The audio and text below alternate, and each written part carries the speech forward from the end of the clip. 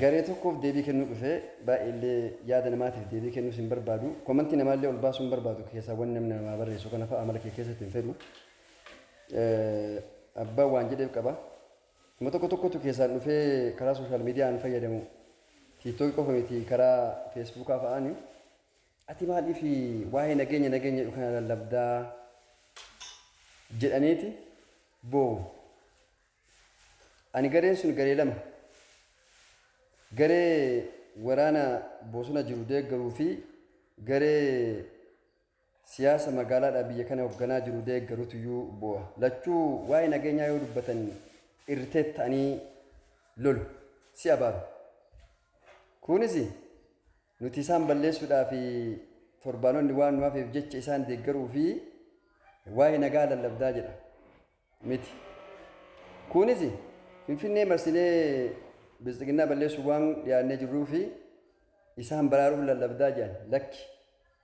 Ani warra waraana lallabuu irraallee doolaara yookaan riyaala fudhadhee itti waraana uummata kiyya irratti labsi hin qabu. Qabsaa barandaatii miti ani. Lammaffaa jaarmee biyya bulchuu irraallee durgoo fi dhungoon sossobamee jireenya an jijjiiradhe mana ani ijaaradhe konkolaataan bitadhe hin qabu. Ani xaarata ifaajee bula. Kaleessas kan deeggaru ilaalcha uummata kiyyaaf ni ta'a jedhe nagaadha.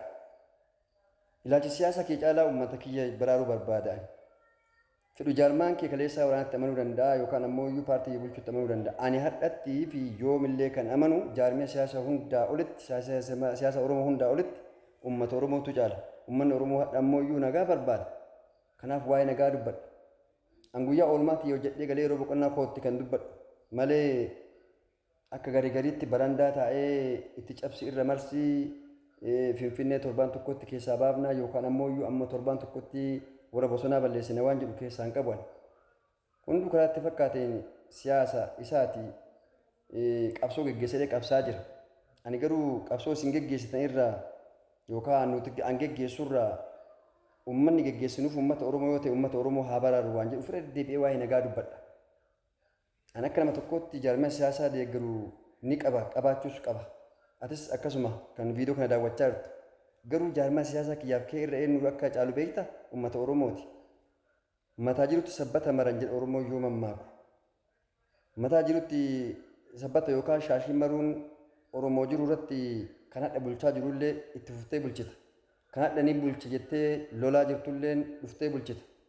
Oromoo miidhamaa jirtu, Oromiyaa goolamaa jirtu eenyuun bulchuufi. Kanatu waa'ee nagaa na lallabsiisa. Kun deebisii ta'a yoo ta'e sitti gabaa jedha Oromoon baa yoo dubbatu.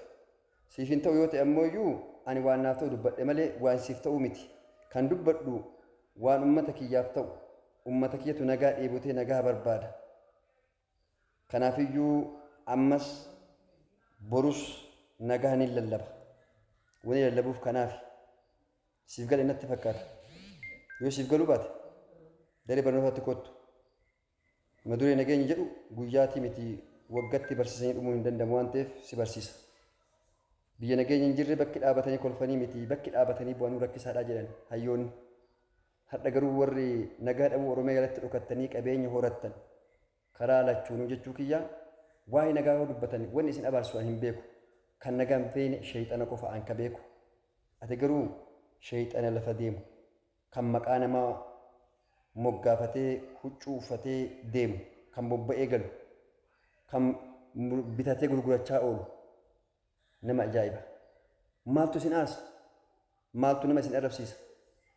Ammayyuu Oromiyaaf nageenyi haa dursu nageenyi filannoon qabu. Isuma kana xumuree jira.